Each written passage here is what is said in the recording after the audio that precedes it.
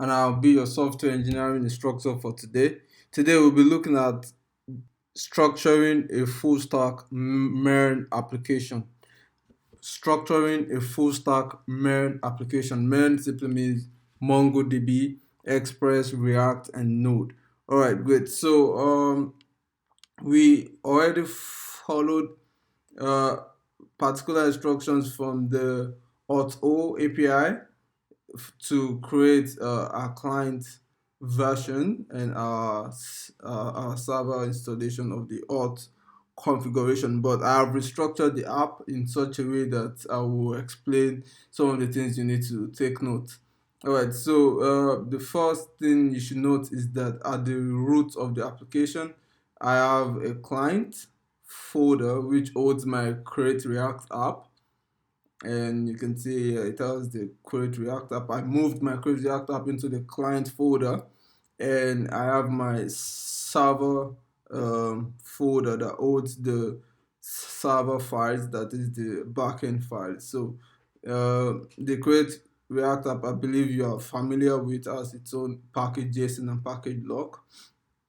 And then the server side is it has the controllers, the config folder, the modules, and the routes. I created these four folders to hold special files just to separate my concerns and make the code cleaner. So I also changed my server file to index.js, and in this server file we required Express and Path. Then we required Mongoose also. So we'll be using Mongoose to connect to our database, our MongoDB database.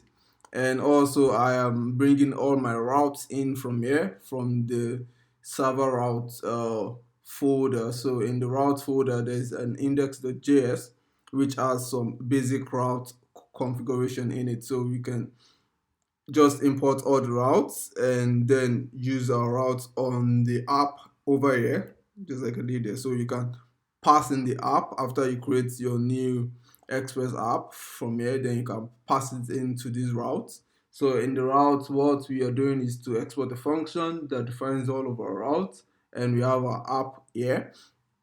So there we can do app the routes. For example, we can have something like KPI test, and we can do a get. Then we can also extract our check JWT configuration.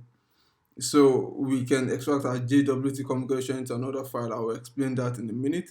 But here we have all of our routes. So I defined a new route here, /API/users dot create, to create a new user. Then bringing in the controllers, user controller. I believe you are familiar with this pattern. All right, great. Let me go back to this. So we've imported Mongoose. So .env is really important at this point because we don't want to commit our secret keys and credentials into GitHub. You don't want everyone to be able to access, like you don't want the public to see your private credentials. So what do? You create a .env. You actually add the .env into your project. Just do npm install .env, then you have .env, then you require .env like this. Then you at the root of your project you create a .env file. So in the .env file you should have all your credentials there. So this is the official .env GitHub page. Then you can learn more how to use .env, but it's really straightforward. So when you create your .env file, you have your private keys in there, like the DBOs user, whatever it is. Then you can access them in your node project using process.env.dbos, for example, the name of the environment variable. So this is just about exporting environment variables, and environment variables, it just, they have a name and they have a value. So you can also export environment variables from your terminal, but the easiest, quickest way we'll be looking at is through the .env.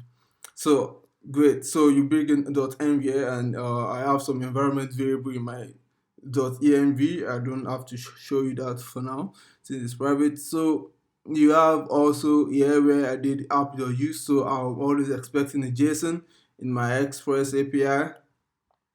And yeah, so this is where we connect to the MongoDB database. So the MongoDB database, from our last live session, we agreed to use the Atlas. So I have the Atlas here. I have my Atlas database here. So you can come to MongoDB Atlas, you create a new cluster. It's free. You can create a free cluster. Then there you can just get the URL. The most important thing you need from the Atlas MongoDB configuration is the URL for your connection. So I will show you how I use that in the project now. So uh, in here you need to connect to the URL, the database URL. So when you get the database URL from the MongoDB Atlas for your cluster, then you pass it into your environment variables. I called mine DB URL so I can access it using uh, environment variable process.env db URL. So I can just connect to it using mongoose.connect because I already have mongoose here. So I connect to this database using this URL, then I pass in some certain flags here. Majorly, it's for deprecation and some of the ways you want your database to be handled. Just take them as a default for now. These parameters. All right. So then the next thing, you create a connection. You create a connection on your computer or on your server. Then on error, if there's an error connecting, you want to see what the error is. So you log the error using console. And if the connection is good, you're able to connect, then you can say you want to log, okay, database connection established, fine. Then you define route app. I think I explained this already. So we've been able to connect to our database up to this point now. Then I'll quickly explain here what is happening here. So what is happening here is we want our Express app to serve our React app. So we can just start our Express application, that is our server, and automatically we get our React application also served.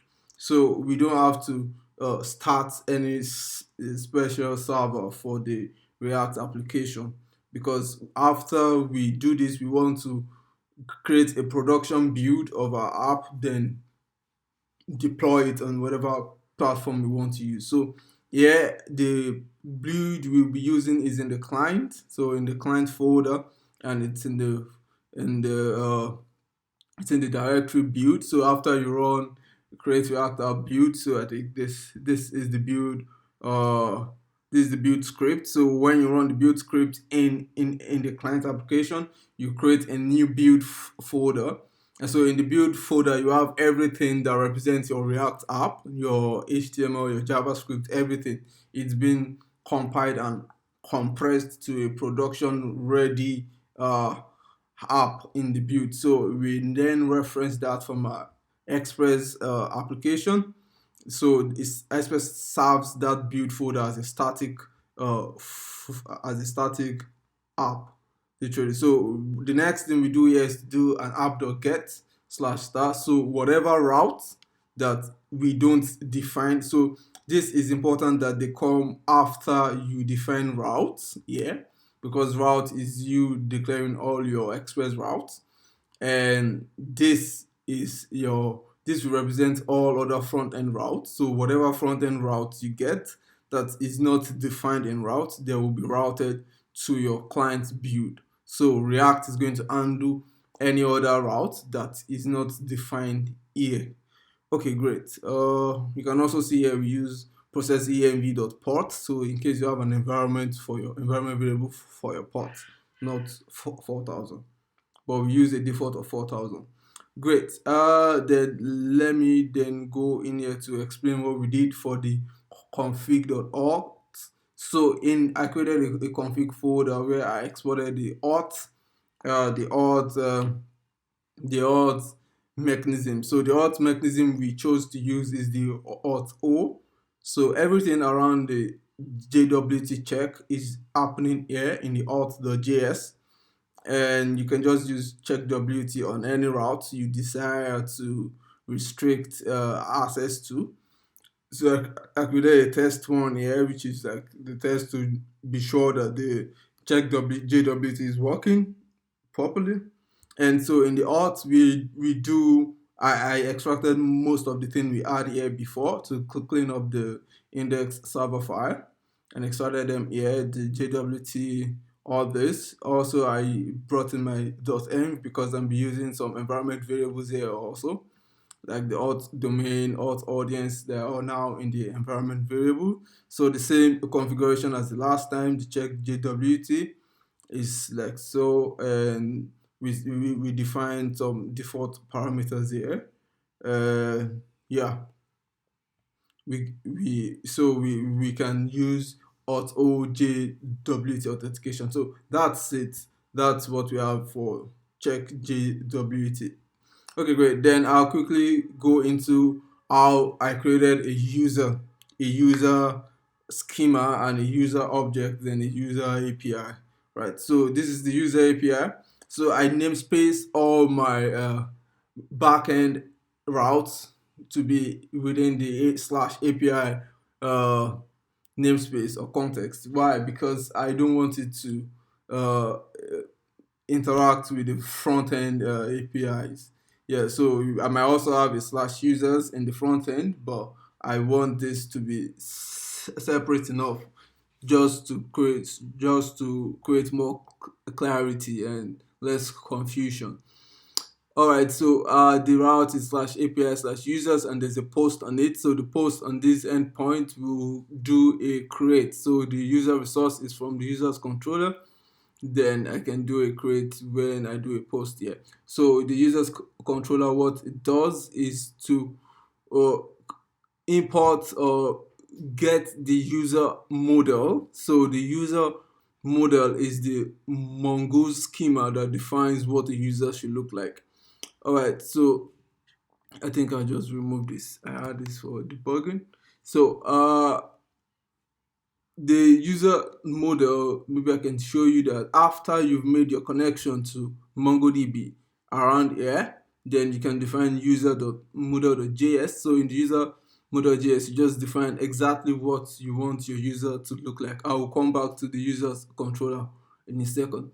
So what do we want our users to look like? So we require mongoose, then we create a schema, and the user schema is what we define here. So we define the schema or how the database for users or the user document should look like. So every user then should have an email. An email should be of type string. That is, you have various types. You have string, you have integers, you have dates, you have time, you have various types in MongoDB. So we are using the string type here, and it is required. So if you create a user, if you try to create a user without the email, you are going to get an error from the database, and it should be unique. Yes, user email should be unique, meaning that you can't create two user records with the same email. So email is required and email is unique. So trim is to remove the extra spaces. Then minimum length is just to validate that your email is at least 5 characters. Yeah, so that's also a validation I added here. It's not necessary though, but I just kept it there for illustration. So then the first name, the last name are also string. I want to trim the edges also. So then the picture, in case I want to keep a profile picture for the user, it's also a string because it's going to be a URL, and same thing true. So the timestamps represents the created art and the updated art. So you can see one user I created before now. It's you can see the created art and the updated art right here. You can see the timestamp. So that is why we added timestamps true, so you get your timestamps automatically. And also you have the object ID. You don't have to know about this on your schema. Automatically you get an ID for every object that is created by MongoDB. That is a unique ID, I mean. All right, great. So then after you define the schema, you want to define the model. Yeah, so this is really what you want to use in your controller. the user model. So you define your user model from the user schema. So you pass in the user schema here, then you create a model from the schema and export that model. So what you export from here is the user model. Great. So now you have your model in place. You know that you need email, you need first name and all those uh, from the request that is being sent. So the constant here is request.body, which is the body of your request. So this is the create function. So the create function is what we call here when we do a post, and that is right here. So we check if there's a user email in the request being sent. If there's no user email, we respond with a 401. Then we try to create, we initialize or instantiate a new user object from the user from the request being sent. Then we save the user. If the user saves successfully, then we return user created. If there's an error, then we return a 400, and we tell the user what error it is, and we send a message the user cannot be created. All right, great. So this is majorly the structure of this app, and the front end remains the same as it is, but it's in a client folder now. And also one important thing to uh, mention here is the uh, is the proxy added here. So I'm proxying to the Express backend when you start the the app, so you can proxy to the backend. When you do a slash, for example, in here where we have a slash API slash test, so that should go directly to the backend because through the proxy. All right, so that is what we have for now. Then I will expect you to create the same kind of structure for your app, and after creating this kind of structure, you can start adding other models, other routes, and other controllers that define what's going to happen on your backend essentially. All right, I think that is it for now, and I will post the link to this repository, and you can also take a look on your own. Okay, great. That comes to the end of this module. So we've looked at how to structure a full stack MERN app, what the backend should look like, what the front end should look like, what are the important configurations. We've looked at some security tips using .env. We've also looked at connecting to Atlas using the DB URL. We've looked at having all your routes in one place and extracting your auth configuration to the config. We've also looked at creating a schema, a MongoDB schema for your models. And yes, we have that ready. Let me just start the application.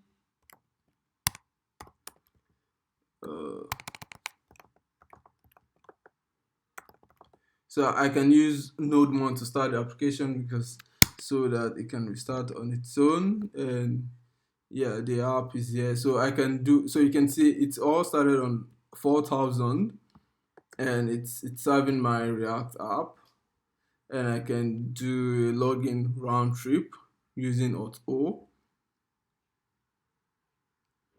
Then I'm back here. Then I can go to external. I can ping the external API. Great. So I can ping the external API, and I have the response here. Awesome. So the backend is serving everything we have on the front end also, and I can also do like a backend request from here, like slash API slash users on port 4,000. I can do a post. I can add a new username, so a new user email.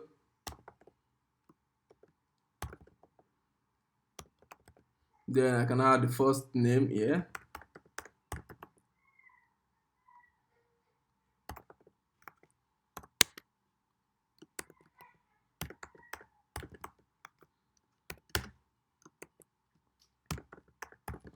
Yeah, so I can add the first name and the last name, then I can do a send and see, yeah, user created, that is the API case. Then we can mess with this a little bit because I added validation for 5 characters on the database, so I can make this n and this c or something. So I still have 5 characters. But let me say, but you can add more validation to your email. Like you can text the regex for your email that it actually has an art, it has a dot. Maybe you can do that in the coming class. So in some future class, I mean, like you can add the exact regex that it follows the pattern, username at domain dot, the extension, yeah. So we can do a send for now. This is not up to 5 characters. Yeah, we get an error and we say n.c is shorter than the minimum allowed length, that is of 5. The path email is shorter. So you get an error, you get a validation, user validation field from the database, and you get it printed out to you. Then you get a message that says user cannot be created, which is great. This is what we expect.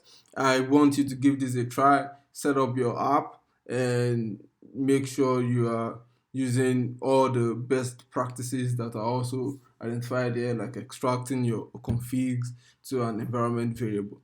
Okay, see you in the next class. Have a wonderful time.